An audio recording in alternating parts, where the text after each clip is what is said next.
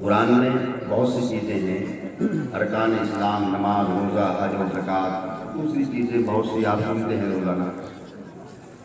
ان پہ بہت سی وعیدیں ہیں، نماز چھوڑنے کا یہ گناہ ہے، یہ سزا ہے، روزہ چھوڑنے کا یہ گناہ ہے، یہ سزا ہے، زکوٰۃ وہ فلاں فلاں۔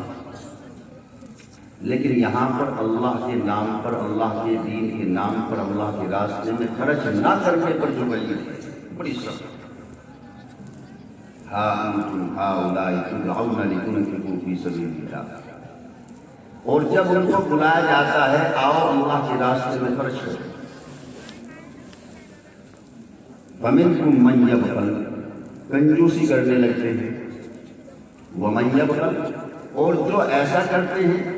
فإنما یبخل عن نفسہ، وہ اپنے ہی لیے کرتے ہیں، واللہ الغنی وانتم الفقراء، اللہ بے نیاز ہے، غنی ہے، وانتم الفقراء، فقراء تو تم ہو، فقیر تم ہو، محتاج تم ہو۔ اللہ تبارک و تعالیٰ کو اگر تم دو گے اپنا کچھ بھلا کرو گے، ایسا نہیں ہے کہ اللہ کے راستے میں ہم کچھ نہ دیں تو اللہ تبارک و تعالیٰ کی کوئی کمی آ جائے۔ اب یہاں تک تو پھر بات اس طرح کی کہ بھائی دیکھ لو، تمہیں اگر خرچ کرنا ہے تمہارا فائدہ ہے، نہیں کرنا ہے تمہارا نقصان ہے۔ اب اگلا الٹیمیٹم کیا ہے، تنبیہ کیا ہے، وعید کیا ہے، وہ سن لیں آپ۔ وَإِن تَتَوَلَّوْا يَسْتَبْدِلْ قَوْمًا غَيْرَكُمْ ثُمَّ لَا يَكُونُوا أَمْثَالَكُمْ، اگر تم اپنی اس حرکت سے باز نہ آئے اور میرے مشن سے منہ پھیر لیا، میری بات سے منہ موڑ لیا، وَإِن تَتَوَلَّوْا يَسْتَبْدِلْ قَوْمًا غَيْرَكُمْ ثُمَّ لَا يَكُونُوا أَمْثَالَكُمْ، پھر ہم بدل دیں گے تمہیں، کسی اور قوم کو لائیں گے اور وہ تم جیسے نہیں ہوں گے۔ اب یہ آج قرآن کریم میں ہے تو دیکھنا یہ ہے کہ اللہ تبارک و تعالیٰ نے دنیا کے اندر اب تک اس کو لاگو کیا ہے کہ نہیں، لفظی طور پر۔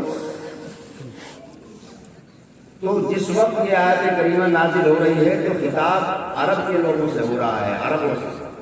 یہ دیکھو یہ میرا مشن ہے، اس کو مت چھوڑ دینا، اور اگر ایسا کرو گے تو تمہیں کوئی ضرورت نہیں ایسے لوگوں کی، بہت لوگ ہیں میرا کام کرنے کے لیے، ہم کسی اور کو دے دیں گے۔ ہے آیا یوں سے تاطار کے افسانے سے، پاسباں مل گئے کعبے کو سنگ کھانے سے۔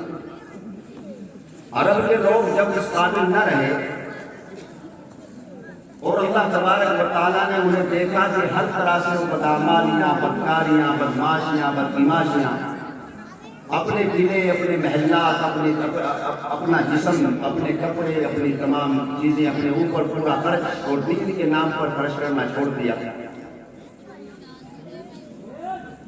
تو پھر تاتاریوں کے ہاتھوں سے جو مار ماری گئی تھی تو عرب کا وہ علاقہ تہس نہس کرتے چلے گئے وہ لوگ، اور یہاں تک کہ صرف ملک مصر باقی رہا اور باقی کو سب کھنڈر ہی کر دیا۔ اگر اس وقت میں تاتاریوں کی ایک شاخ ایمان قبول نہ کرتی تو شاید آج کیا ہوتا معلوم نہیں۔ وہ اس تاتاری کے وقت مسلمانوں کے پیچھے پڑے ہوئے تھے، تقریباً ایک ہی دن میں یا ایک ہفتے میں 1.25 کے قریب ایمان میں لاتا ہے۔ علامہ اقبال نے اسی لیے کہا ہے آیا یوں سے تاتار کے افسانے سے، پاسباں مل گئے کعبے کو صنم کھانے سے۔ وہ لوگ جو اب تک کعبے کو ڈھانے کی فکر میں تھے، اس کے پیچھے پڑے ہوئے تھے، وہ لوگ اس کے پاسبان بن گئے، اس کے محافظ بن گئے۔ کس نے بنایا؟ اللہ نے۔ عربوں کے اندر وہ طاقت نہیں رہی۔ 1258 عیسوی میں ہارون رشید کا پوتا پڑپوتا بنو عباس کا ایک شہزادہ مستعصم باللہ آخری خلیفہ ہے بنو عباس، ایک جانور کی کھال میں بند کیا گیا اور میدان میں ڈال دیا گیا، اوپر سے گھوڑے دوڑا دیے گئے اور ختم کر دیا۔ شیخ سعدی رحمۃ اللہ علیہ فرما آسمارا حقوت در خوب عبارت بر زمین بر زوال ملک مستعصم امیر المومنین، یہاں آسمان کو حق ہے کہ وہ خون کی بارش کرے، خون کے آنسو۔ ایک بنو عباس کا شہزادہ جو اہل بیت سے ہے، خاندان رسول سے ہے صلی اللہ علیہ وسلم، آج یہ حال، ایسی ذلت کی موت، وجہ روگردان، وجہ اللہ کے حکم کو پیچھے ڈالنا، اپنے معاملات آگے رکھنا، کوئی حکم نہیں۔ وَلَن تَجِدَ لِسُنَّتِ اللَّهِ تَبْدِيلًا، اللہ کی سنت تبدیل نہیں ہوئی۔ عسیٰ ربکم ان یرحمکم، تمہارا رب اب بھی رحم کرنے کے لیے تیار ہے اگر توبہ کر لو تو، وَإِنْ عُدْتُمْ عُدْنَا، اور اگر نہیں مانو کہ پھر ہم بھی وہی کریں گے جو پہلے سے کرتے ہیں۔ قرآن کریم کے اندر پچھلی قوموں کے واقعات بیان کرنا کیا صرف اس لیے ہے کہ ہمیں معلومات حاصل ہو جائیں کہ قوم نوح کے ساتھ کیا ہوا، قوم شعیب کے ساتھ کیا ہوا، قوم لوط کے ساتھ کیا ہوا، قوم ہود کے ساتھ کیا ہوا، قوم سمود کے ساتھ کیا ہوا؟ ان لوگوں نے ناپتول میں کمی کی، ان لوگوں نے کھلم کھلا بدکاریاں کی، ان لوگوں نے کھلم کھلا اللہ کے حکموں کو پیچھے ڈال دیا۔ پھر اللہ نے کہا کہ کسی سے ہم نے پتھر برسا دیے، کسی سور پہ مس کر، کسی کو زمین میں دھسا دیا، کسی پہ سیلاب لا دیا۔ تو میرے لاڈلے نبی کی لاڈلی امت، اللہ سمجھا رہا ہے کہ دیکھو تم قطعی ایسا مت کرنا، تم ایسے برا مت کرنا جو پہلے نے کیا۔ یہ واقعات قرآن کے اندر تمہیں پہنچائے اسی لیے گئے ہیں، جیسے ایک باپ اپنے بیٹے سے کہتا ہے دیکھو میں اس راستے سے چلا ہوں، وہ راستہ اچھا نہیں ہے، یہ یاری دوستیاں میں نے تم سے پہلے کر کے چھوڑ دی، اس میں کچھ نہیں رکھا، اسکول جاؤ، مدرسہ جاؤ، اچھے آدمی بنو، یہ پلیا پہ بیٹھنا، ادھر ادھر بیٹھ کے آوارہ بچوں کے ساتھ کھیل کود کرنا، اس میں کوئی کامیابی نہیں۔ ایک باپ سمجھاتا ہے اس راستے سے میں گزر چکا ہوں، ہمیشہ آدمی برباد ہو جاتا ہے جو اس طرح رہتا ہے، وہی آدمی کامیاب ہوتے ہیں جو اپنی ایک اس کا نشان ہوتا ہے، ایک لائن ہوتی ہے، ایک راستہ ہوتا ہے، اس طرف اللہ تبارک و تعالیٰ بھی اپنے بندوں کو اسی طرح سمجھا رہا۔ دیکھو میں بتا رہا ہوں قوم نوح جب ایسی اس طرح کے گناہوں پر اتر آئے تو ہم نے سیلاب لا دیا، قوم لوط جب بدکاری پر اتر آئے ہم نے اس پہ ایسا عذاب لا دیا، آپ مت کرنا ہے۔ یہی تو ہے مقصد واقعات کا، اور تاریخ کو واقعی بڑی اہمیت حاصل ہے۔ ماضی کی جس کو خبر نہ ہو، حالات میں جس کی نظر نہ ہو، اور مستقبل کا جسے فکر نہ ہو، وہ کوئی قوم کیا ترقی کرے گی؟ جس قوم کے نوجوانوں کو اپنا اگاڑا پچھاڑا معلوم نہ ہو، ہم کون تھے معلوم نہیں، کیا تھے معلوم نہیں، کہاں گئے معلوم نہیں، اب قفس سے چھوٹے بھی تو جائیں گے کہاں، برق نے تو آشیاں کب کا جلا کر رکھ دیا،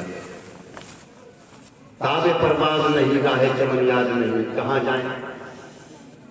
بقول علماء حضرات کہ ایک تو ہوتا ہے بھول جانا کسی چیز کا، اور ایک یہ ہے وہ بھولنا بھی بھول جائے کہ ہم بھولے کیا تھے، اس کو بھی بھول گئے۔ تو ہم تو اتنی آگے نکل چکے ہیں بھولے پن میں کہ ہمیں پتہ ہی نہیں رہا ہم کون ہیں۔ پوری دنیا کے اندر اللہ تبارک و تعالیٰ نے امت کو کتاب اللہ، ابھی آپ کے جو ناظم جلسہ کہہ رہے تھے، وہ معذرت کے زمانے میں مسلمان ہو کر تم خار ہوئے تاریخ قرآن ہو، انہیں عزت ملی اس لیے کہ ان لوگوں نے قرآن کی ہر بات کو مانا، وہ عزت دار بنے دنیا کے اندر قرآن پہ عمل کر کر، وہ دنیا کے اندر بڑی بڑی عزتیں کما گئے قرآن کی بات مان کر، اور ہم ہر طرح کی عزت کما گئے قرآن کو چھوڑ کر۔ یہ ہے اب جناب وہی سورہ محمد کی آخری آیت میں کہہ رہا تھا کہ کیسے کیسے لازم ہے۔ حضرت عثمان غنی رضی اللہ تعالیٰ عنہ خلیفہ سوم ہیں، تیسرے خلیفہ ہیں جناب رسول اللہ صلی اللہ علیہ وسلم کے، ابو بکر، حضرت عمر اور حضرت عثمان۔ ان تینوں نے جو حکومت کی ہے، بادشاہت خلافت کی ہے، تو مدینہ الرسول مدینے میں رہ کر کی، لیکن جب حضرت علی خلیفہ ہوئے تو آپ نے دارالسلطنت مدینے کو نہیں بنایا بلکہ کوفہ، عراق۔ حضرت علی کا مزار آج بھی عراق میں ہے، نجف۔ اب دیکھیے حدیث میں جس کا مفہوم ہے کہ اللہ کے نبی صلی اللہ علیہ وسلم فرماتے ہیں میں علم کا شہر ہوں، انا مدینہ العلم والی بات ہوا، علی اس کا دروازہ ہے، میں علم کا شہر ہوں۔ اب دروازہ تو چلا گیا عراق میں، مان لیجیے کچھ دیر کے لیے حضور صلی اللہ علیہ وسلم کا وصال ہوا، حضرت ابو بکر چلے گئے، عمر چلے گئے، عثمان چلے گئے، حضرت علی نے مدینہ چھوڑ دیا اور اپنا دارالسلطنت کوفہ عراق بنا دیا۔ تو تمام بڑے جید علماء، جتنے بھی بڑے بڑے پھر علماء پیدا ہوئے، سب عراق کی سرزمین میں ہوئے، حسن بصری ہوں اور وہ دیگر حضرات ہوں اور حضرات ہوں، کوئی ہو، یہی علاقہ ہے۔ پھر علم کا گہوارہ جائے، دروازہ چلا گیا، اور نہ ہو سکتی قتل عثمان ناحق، حضرت عثمان رضی اللہ تعالیٰ عنہ کا ناحق قتل اس نحوست کی وجہ سے، نعوذ باللہ، وہاں سے عراق کے اندر چلا گیا۔ اللہ تعالیٰ نے تبدیل کی اس طرح۔ اب آپ اس کو تھوڑا غلط سے سمجھیں، وَإِن تَتَوَلَّوْا يَسْتَبْدِلْ قَوْمًا غَيْرَكُمْ ثُمَّ لَا يَكُونُوا أَمْثَالَكُمْ، ہم تمہیں بدل دیں گے اگر تم نے بات نہ مانی۔ تو سب سے پہلے امامت اور خلافت اکٹھی تھی، امام بھی وہی خلیفہ بھی وہی، تو بعد میں جا کر امامت الگ ہو گئی، خلافت الگ ہو گئی۔ اب ہم بتاتے ہیں آپ کو کہ خلافت عربوں میں چلتی رہی، حضور صلی اللہ علیہ وسلم کا 632 عیسوی میں وفات ہوئی، 632 عیسوی میں، اور یہ خلافت حضرت ابو بکر سے لے کر مستعصم باللہ آخری خلیفہ بنو عباس کا 1258، تو 8 اور 8 16 اور 10 26، یعنی کہ 626 سال تقریباً یہ خلافت چلی، اور وہاں جا کر اللہ تبارک و تعالیٰ نے اسی قانون کے تحت وَإِن تَتَوَلَّوْا يَسْتَبْدِلْ قَوْمًا غَيْرَكُمْ ثُمَّ لَا يَكُونُوا أَمْثَالَكُمْ، جاؤ تباہ ہو جاؤ، تمہارے بس کا نہیں رہا یہ بول اٹھانا، اب تم میرے مشن کو تم پورا نہیں کر سکتے، تم جاؤ۔ اور اس سے خلافت واپس لے لی گئی 1258 میں، کن سے؟ عرب کے لوگ، اور پھر 40 برس تقریباً، یعنی کہ 1258 سے 1299 تک سلطنت عثمانیہ 1299 میں قائم ہوئی ہے، تقریباً 40 برس تک کوئی خلافت زمین پہ نہیں رہی، لیکن ان لوگوں نے وہ کام کر کے دکھائے،